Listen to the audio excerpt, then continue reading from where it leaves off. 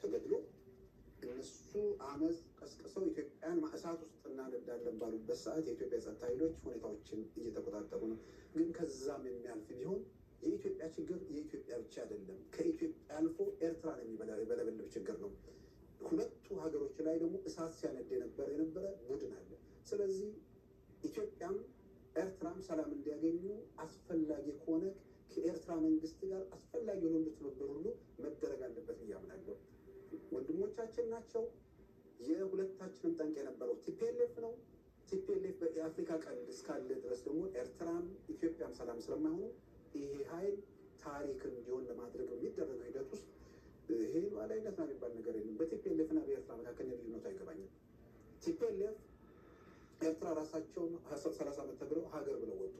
ቲፒኤልኤፍ 17 ዓመት ታገለና ኢትዮጵያን ያስኩ ብሎ ቲፒኤልኤፍን በኢትዮጵያ ኪሳራ ሲያገለግል የነበረ በሁለቱ መካከል ልዩነት አይታይም። ስለዚህ ኢትዮጵያን ለማዳን ኤርትራንም ለመታደግ የሚደረጉ ሂደቶች ድረስ እስከዛ ድረስ ማሰቡ እኔ ተገቢ ነው ብዬ ነው።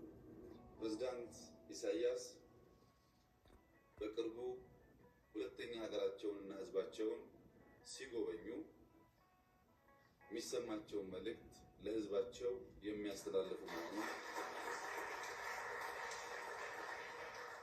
ለኤርትራ ህዝብ ማረጋገጥ የምፈልገው ልክ እዚህ እንዳየነው ፍቅር፣ እዚህ እንዳየነው የወንድማማችነት ስሜት በኢትዮጵያ በኩልም ህዝቡ የናፈቃችሁ የሚወዳችሁ ከእናንተ ጋር ሰርቶ መለወጥ ማደግ የሚፈልግ መሆኑን በሙሉ ልብ ላረጋግጥላችሁ ፈልጋለሁ።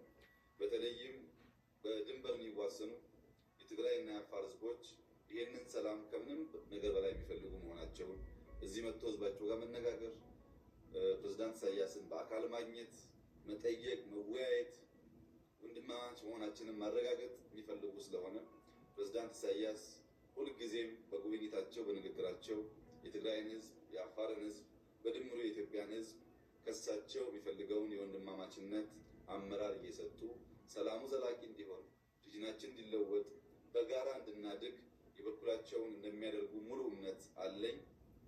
ፕሬዝዳንት ኢሳያስ በምንገናኝበት ጊዜ ሁሉ አንድ ነገር ሲናገሩ ሰማቸዋል። በመቀሌ ጎዳና ላይ ወግ ማድረግ ይፈልጋሉ።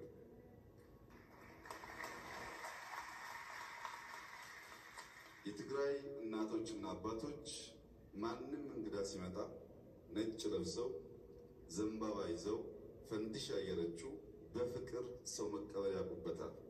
የፕሬዝዳንት ኢሳያስ በመቀሌ ከተማ በእኛ ሁሉ አጃቢነት ወግ እያደረጉ ከሚወዱት ህዝባቸው ጋር የመገናኘት ጥማቸው እንዲሳካ በጸሎታችሁ እንድታግዙ አደራላችሁ ፈልጋለሁ።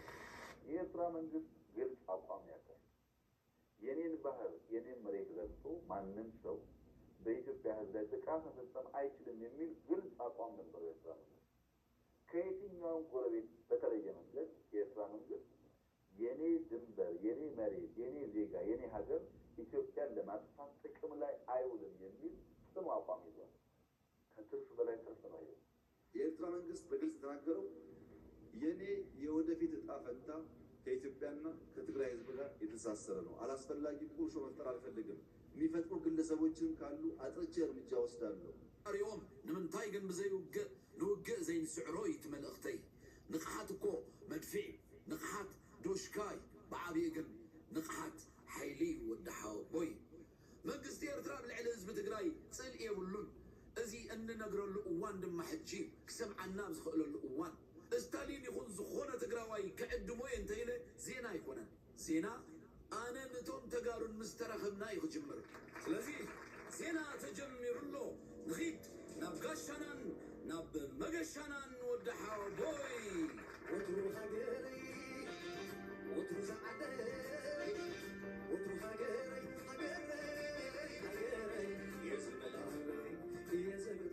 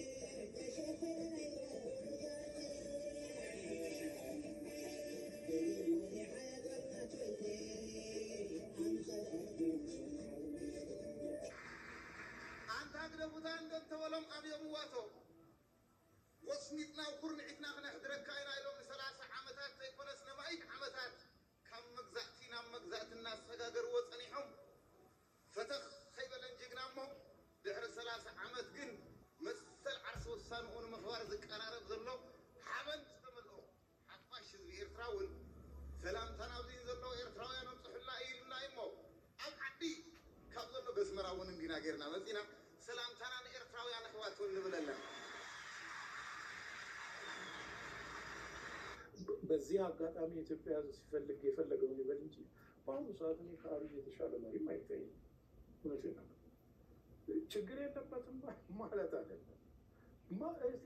ጥራ ማመቱ ይመራል ነው ዛሬ ይሻለው ነው ልባት መርህ አልባ የውጭ ግንኙነቶች ውስጥ አልነበሩንም ወይ? እሱም ስለሚነሳ ብዬ ነው። ለምሳሌ ከኤርትራ ጋር ዳግም እርቃችን እንደዚህ ወዳጅነት መፍጠራችን የተወሰነ ጊዜ ሊያስጉዝ የሚችል ወይም ደግሞ የተወሰኑ ጠላት የሚባለውን ኃይል እንደው ግንባር ፈጥሮ ለመፋለም እንጂ ዘለቄታዊ የሆነ የህዝብ ለህዝብ ትስስር የታለመ አልነበረም ይባላል። አዎ፣ ግን ከኤርትራ ጋር ዘላቂ ሰላም መመስረት ትችላለህ። ዘላቂም ሰላም መመስረት የምትችለው አሰብ ወደ ኢትዮጵያ ስትመለስ ብቻ ነው።